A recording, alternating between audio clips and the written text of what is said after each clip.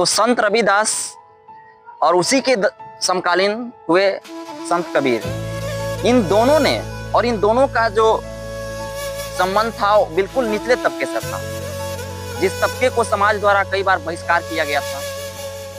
और ये दोनों जो थे वो जाति व्यवस्था के खिलाफ थे।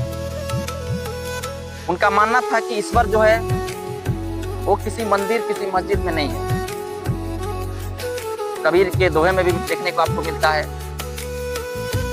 कि ना मैं मंदिर ना मैं कभी कैलाश में, मोको कहाँ ढूंढे रे बंदे मैं तो तेरे पास में, ढूंढो तो पल भर में मिल जाऊं क्योंकि मैं तो तेरे पास में। तो बोलते हैं कि आप किसी मंदिर में और किसी मस्जिद में आपको जाने की जरूरत नहीं है।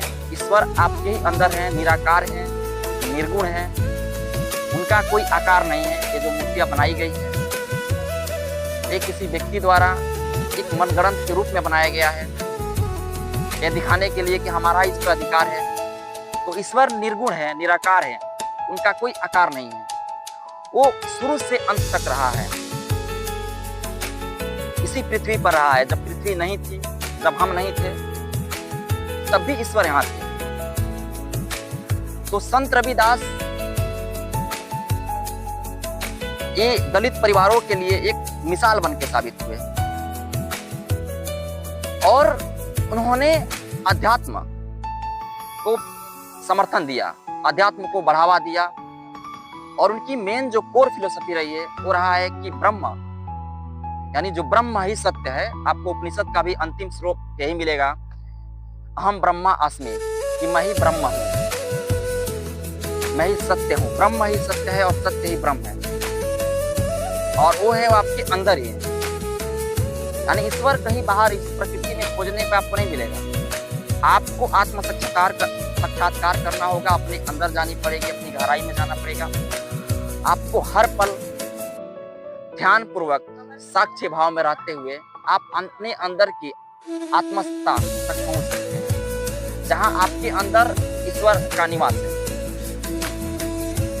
तो उनके कहने का मतलब था कि आप बाहर मत जाइए, आप अपने कर्म पर ही ध्यान दीजिए, आप अपने कर्ता को ही ध्यान दीजिए और देखिए कि आपके अंदर जो कृतित्व हो रहा है, जो आपके अंदर कर्ता बैठा हुआ है, जो डूअर बैठा हुआ है, कौन। ये स्पिरिचुअलिटी को इंडिकेट कर रहे हैं, क्योंकि उनका मानना था कि आप इस प्रकृति में इसलिए नहीं आए हैं कि इस प्रकृति को भोगे, धन दौलत कमाएं। ये आप बस एक शरीर की जरूरत के लिए कर सकते हैं। अंततः आपको जो खुशी है, जो आनंद है, वो आपके आंतरिक है, आपके मन के ही अंदर है।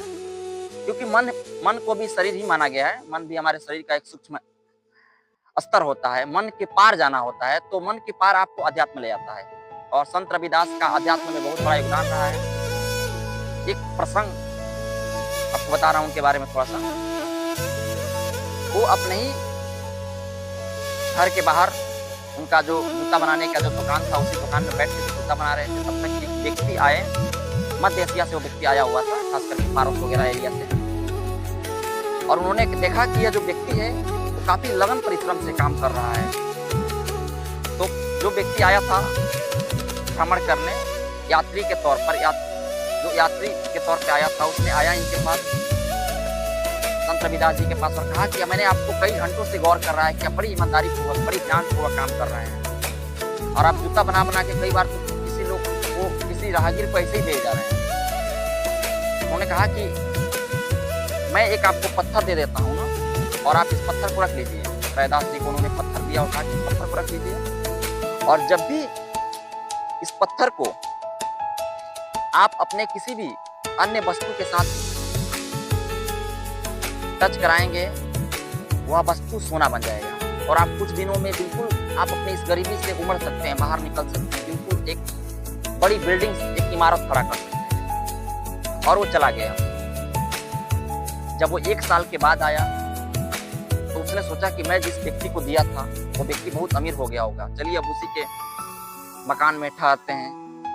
घाटियों पर बैठने से, बनारस की घाटियों में बैठने से, बनारस की घाटियों पर बैठने से क्या फायदा, उन्हीं के पास जाते हैं। तब देखे कि वही झोपड़ी, वही बुजुर्ग आदमी थोड़ा और बुजुर्ग हो गया है, वही जगह पर बैठ करके अपने काम को वैसे ही निष्पादन किया जा रहा है। जब उनके पास गए तो उसने देखा कि जो पत्थर दिए थे वो 1 साल बाद भी पत्थर किसी जगह पर ऊंचाई पर रखी हुई है। तो उन्होंने कहा कि अजीब मूर्ख आदमी है आप, हमने आपको पत्थर दिया था यह दिखाने के लिए कि आप इसको छुएंगे, आप किसी वस्तु से छुलाएंगे तो क्या हो जाएगा, ये सोना हो जाएगा और आप अमीर हो जाएंगे।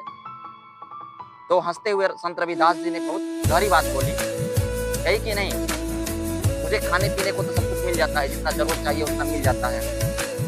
मैं आपके इस पत्थर से, इस जादुई पत्थर से, इस रहस्यमयी पत्थर से मैं अपने आप को ज़्यादा अमीर बनाना नहीं चाहता, क्योंकि मैं अमीर बन जाता, मेरे पास बहुत ज़्यादा संपत्तियाँ हो जाती तो मैं चिंता भी करने लगता कि क्या पता मेरा कोई संपत्ति ना लूट ले जाए, क्या पता मेरी ये रहस्यमयी पत्थर है वो कोई ना ले जाए, मेरे दुश्मन भी पैदा हो जाते हैं।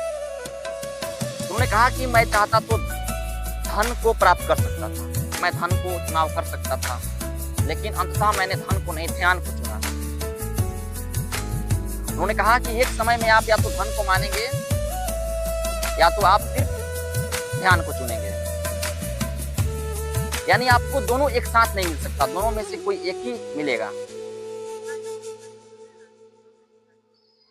इस पर एक शायरी है कि मुकम्मल सबको जहां नहीं मिलता, मुकम्मल सबको जहां नहीं मिलता, किसी को जमीन तो किसी को आसमान नहीं मिलता। तो ये जो पंक्ति है, इस पंक्ति को संत रविदास ने साबित किया था, उसको जिया था, और यही हम सबको सीख देकर गए थे कि हमें अपनी आंतरिक प्रगति पे ध्यान देना है, न कि बाहर की धनों पर ध्यान देना है, क्योंकि उसकी कोई सीमा नहीं है।